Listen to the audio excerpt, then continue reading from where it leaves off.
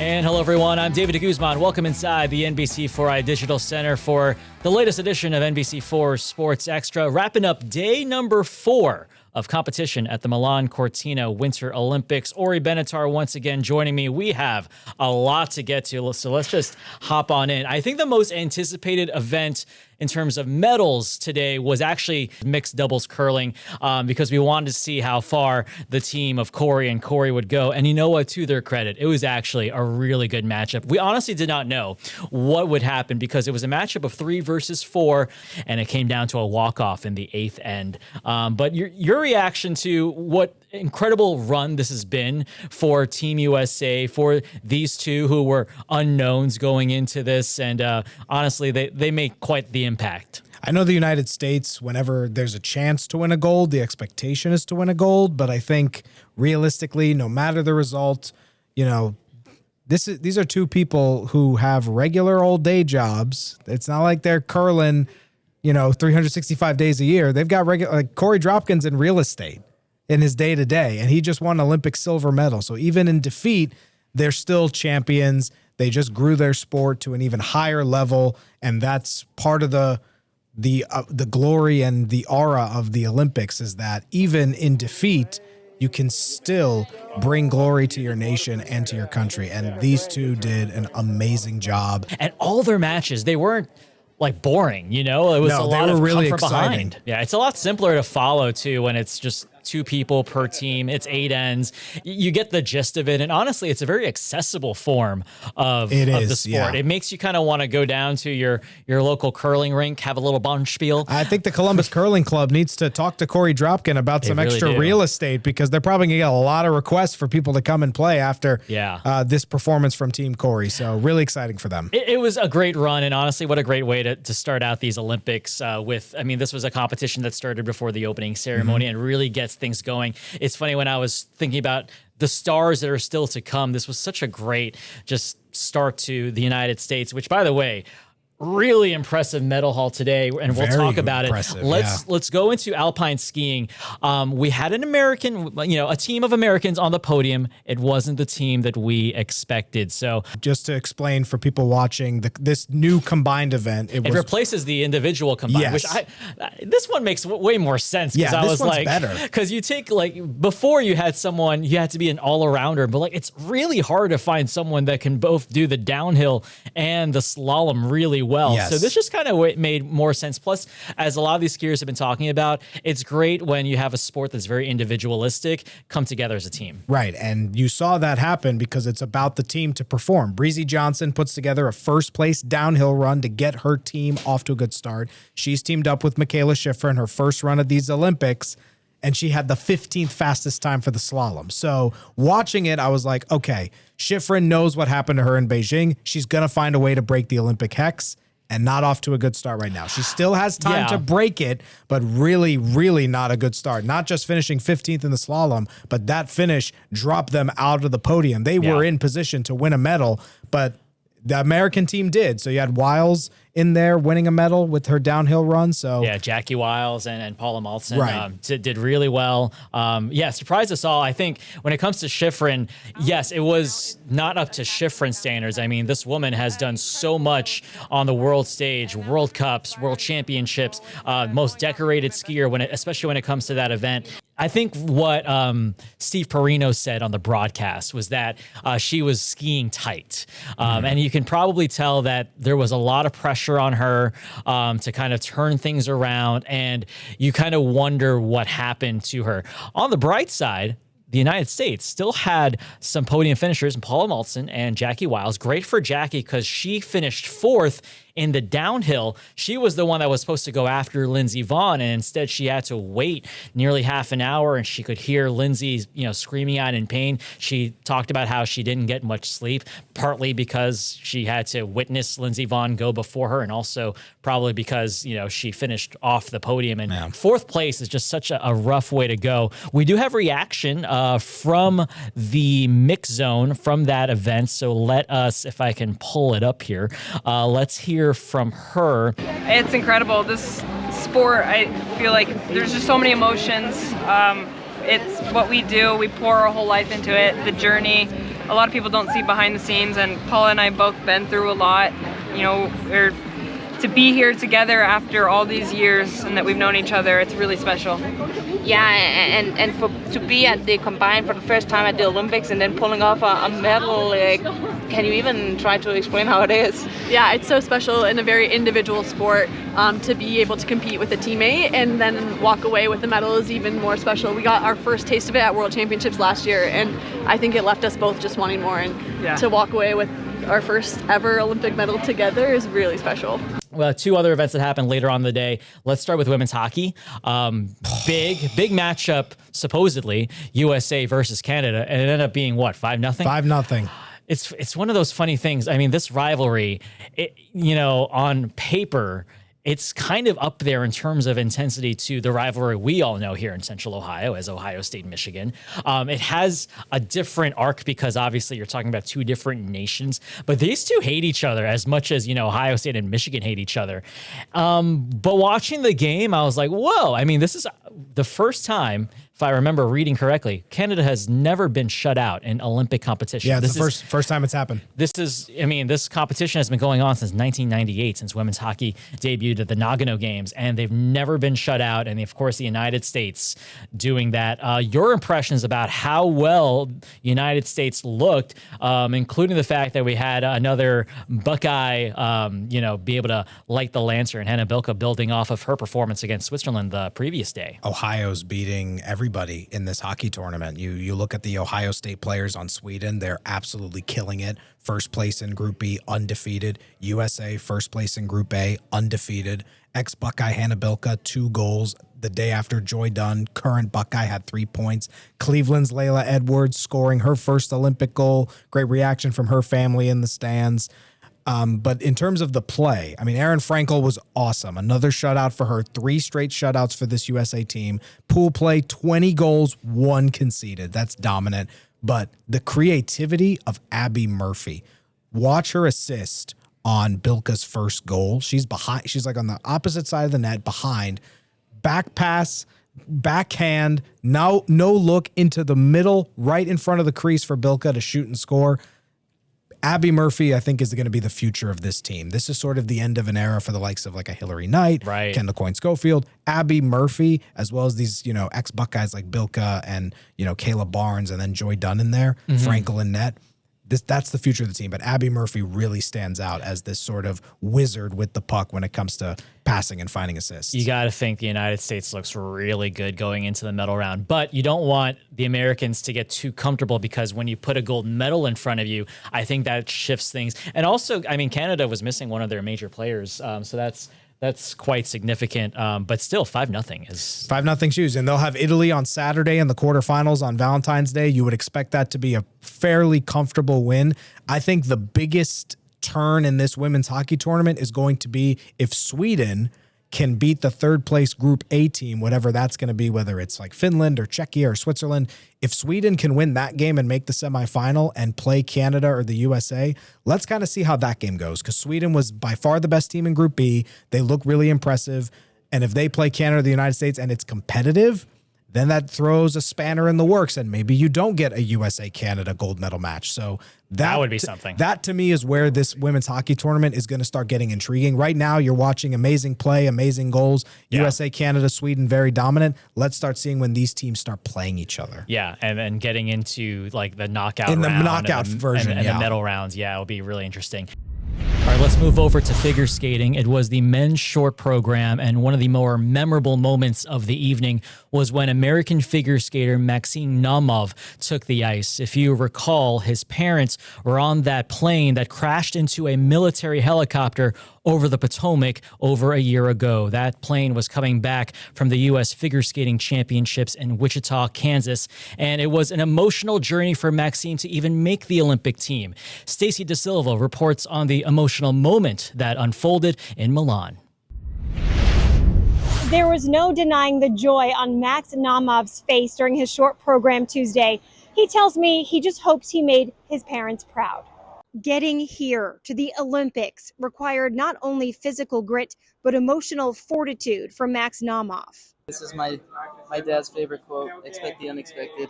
He said it to me all the time, and it's what I live by. Unexpected is one way to describe Naumov's journey. Just over a year before seeing his Olympic dreams come true, his parents died in the plane crash over the Potomac. They were also his coaches. In grief, Naumov immersed himself in skating. Competing at the Winter Olympics in Milan is a dream he and his father talked about in one of their last conversations. This is what Naumov had to say after his first event, the short program in the men's singles competition. The routine is a tribute to his parents, his superheroes. I just hope that they're proud. I really do. It's something that we did together ever since the first time I was on the ice, up until this moment and onwards. It's our dream, it's our mission, it's our goal. It's the vision that we've had ever since I was a little kid. Naumov says he wasn't as nervous as he usually is going into this program. He says he could certainly feel the presence of his parents, providing him comfort and keeping him calm. Reporting in Milan, I'm Stacey De Silva. After we saw Ilya Malinin, carry a lot of the weight for the United States. I mean, everyone did their part, but, a big reason why Team USA won that team event was with Ilya Malinin and what he was able to do.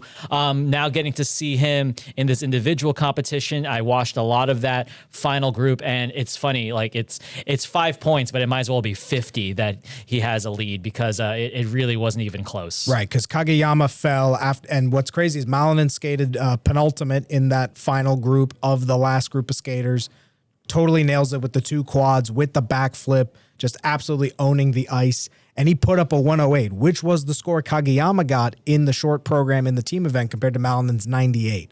And then as soon as you see that, it's like, well, he already equaled Kageyama at his best. Then Kageyama falls, gets a 103. And because of Malinin's high difficulty level for his free program routine, he had to have to fall 5 or 6 times to lose the gold medal. So right. It might be like we saw for the Seahawks in Super Bowl 60, a coronation at that point rather than a competition. What I'm really proud about with what Ilya was able to do was that he never succumbed to the pressure. We never expected him to. But you look at previous men's U.S. champions going into an Olympics, and there's a lot of pressure on him. I mean, Nathan Chen, his first Olympics in 2018, I think you could tell there was a lot of pressure on him, and he faltered in that short program. And, he wasn't able to medal really and recover for the long program. But, of course, he redeems himself 4 years later. But, I mean, this is the start of what should be the Ilya Malinin era. You heard Tara Lipinski talk about it. This could be several Olympics where we will see this kind of dominance unless there's anyone there to challenge him. And right now, that is not the case. So it's going to be really interesting to see what he does in the long program, which will be on Thursday. But Thursday or Friday? Or is it Friday? I think it's Friday for the free program. We'll double check. We'll have to double check that. Yeah. I think it's Friday if I remember correctly, but with all these Olympic schedules, they can all we're at the point where in. it's all becoming a blur right now. We do have ice dancing tomorrow. We have the long program. Yeah, we'll see with how Chalk that. and Bates do. Yeah, but I mean, great start for Ilya Malinin. Let's take a break, shall we? We'll double check on our schedules, and when we come back, we'll talk about the rest of the huge American medal haul on day number 4 of competition. You're watching NBC4 Sports Extra. Stay with us.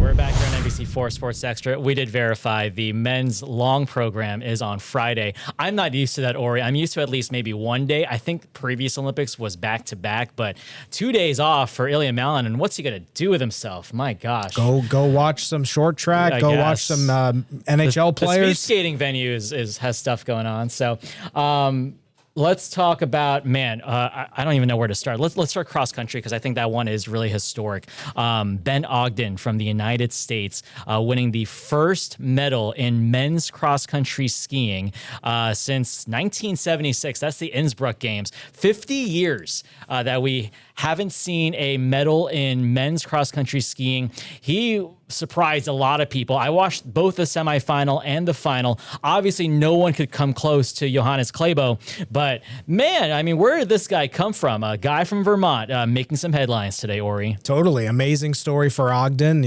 One of the 5 medals of this 4th day and one of the many historic medals, but this one was the most historic. Yeah, you had Corey Thies, the first female USA curler to win a medal. You had another luge medal in there, but this was just amazing. Amazing story for Ogden. Just came out of nowhere. We went into these Olympics from a cross-country skiing perspective for Team USA, thinking Jessie Diggins has a shot to actually she got medal. injured in the quarterfinals. Yeah, so she's competing, I think, with bruised ribs, and she says it's very difficult for her to breathe. Oh, so she's having those issues. But Julia Kern ended up making the final for the women's sprint. I love that sprint event. I was able to watch the highlight. It was so really thrilling. fun. I love it.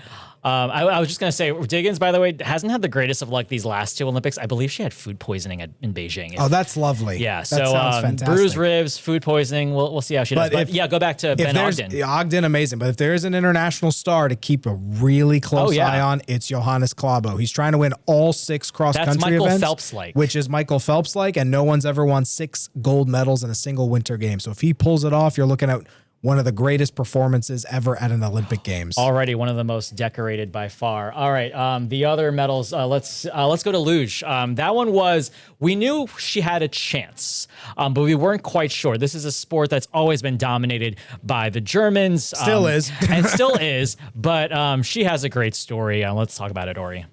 Yeah, I mean, Ashley Fukarsen. Yeah. I think I'm so sorry, Ashley. We'll call her Ashley for now.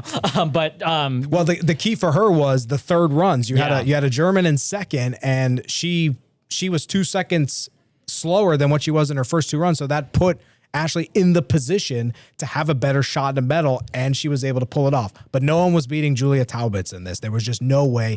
8 straight Olympics now where a German woman has won the singles luge event, but she joins Erin Hamlin. Only 2 American women have ever medaled in this event. So 12 years ago. Keep up the history, man. It's great. It was really impressive to see. I caught this on a replay when you texted me and was like, "Oh, we got a medal in luge," and like my TVs were full of figure skating and curling at the time. But and luge is one of those things you got to be precise, and you've got to do it all 4 runs. And just the smallest mistake, the sport is so unforgiving. So it's great to get another medal in a sport where the United States, you know, as you said, this has only been the 2nd medal in women's luge. So it's impressive to see.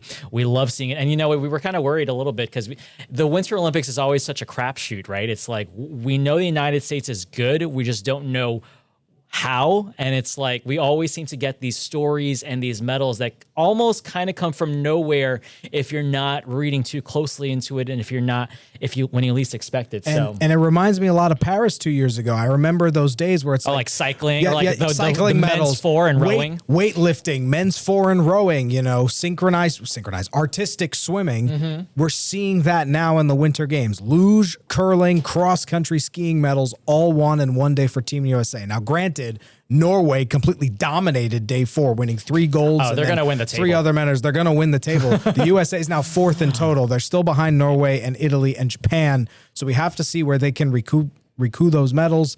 But right now there hasn't been like any major disappointments. I would say Vaughn not being able to medal in downhill because of the crash. That's a missed opportunity for a medal there. But outside of that, you maybe look at, no medals in snowboarding big air. We have to see how snowboarding goes. We're going to have half pipe qualifying on Wednesday. We'll have to kind of see how that goes with Chloe Kim and et cetera. Got another medal though in freestyle skiing in slope style. Freestyle skiing skis. What? Like my mouth. Like we're getting to that point where we can't even say these events anymore. Slope style, freestyle skiing. Alex Hall, silver. Is this his 2nd straight silver? Second straight medal. He won this event in Beijing. Gotcha. Okay, so he was trying to defend his gold medal title. This sport is interesting because you get 3 chances and your best run counts. A lot of people were struggling at the top with the rails because you got to get a good start. You got to stay on the rails. And then you would see people who didn't do so well on the railing, and then they would be like, this run's kind of a bust. So they wouldn't really try hard, but because you got to do it well at the top before you start going into all those spins and turns. The thing I wonder is, I'm assuming the rails are the same size for the skiers and the snowboarders, right? Because they're not changing the course. So it's got to be way harder to grind on that rail and not fall when you're on 2 little skis compared to a snowboard that is much wider base. So grinding on those rails in this free ski slope style very hard. I saw a couple of crashes in there in that final, but you expect the United States to get medals in these action sports. They set the tone with the X Games to help bring these events into the Olympics. It's only grown ever since, and we're seeing that transition now with the Summer Games with more action sport events. So the United States is always able to win them, but there's still a long way to go if they're going to keep on winning those medals in these sports. And I believe this is the event in Sochi that they swept, right? I believe Gus Kenworthy was part of that. Speaking of, we had a sweep today. Sweden swept in women's cross country. So we had it in the women's sprint. Right. And even yesterday, we've already had some really odd medal occurrences. Sweden sweep in women's cross country. The day before, 4 medalists in the ski jumping normal hill. That's never happened before. You had 2 bronzes and then 2 silvers in the alpine men's combined events. So you expect those oddities more in the summer because there's so many more events, but there's 3 right there within 4 days that are just kind of like, what? Yeah. And we're 4 days in and I'm getting like all my facts, like kind of like, this is why I need my fact checker like you, Orri, because it's like, did that guy win 4 years ago? Was he? It all blurs. There's so much going on. Yeah. I know. We got to get on our A game because we're only like 4 days in. I will say last night before we go to break, so we saw 5 total medals. 5 from the United States. Yep. Really good day. It still does not compare to that day in Vancouver 2010. You saw what? Shawnee Davis, Lindsey Vonn, I believe Apollo Ono on that day. Was Lysacek that day too? I think it was, yeah, man. I mean, that was one of those glorious days in U.S. Olympic winter history. Not quite on that par, but man, it was pretty close. So pretty good on USA, and still more medals to come for sure. Let's take a break. When we come back, we're going to look ahead to the men's hockey competition finally getting underway. You're watching NBC4 Sports Extra.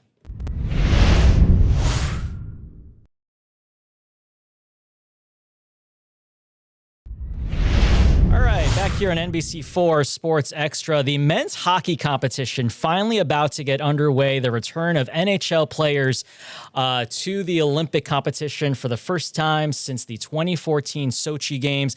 We've talked about how there's 2 Blue Jackets in there, and in our preview series, we heard from Zach Werenski on how he's approaching the games. Now let's hear from the other guy, Elvis Merzlikins, and our own Matt Barnes caught up with him. It's a huge event, a huge thing. I waited for this moment a really, really long time, and I'm really pumped, happy, and proud. It's hard to blame Elvis Merzlikins for embracing this Olympic moment. Now at 31 years old, he's seen 2 Olympic opportunities already pass him by when the NHL decided not to send its players to South Korea in 2018 and then to Beijing in 2022 due to COVID. It was a sad moment, I would say, especially that, I really wanted to be there. I remember we were in Calgary at that time and I was watching games of my team. And then, after the game, when the game was over, you FaceTime them and you want to be there. You want to be in that locker room. You want to live that. This year, he gets his chance to once again represent Latvia on the world stage. He's done it before in the annual World Championships, but the Olympics are different. I think there's no thinking. You just have to go and enjoy the moment. Those games, those hockey games, they don't happen often.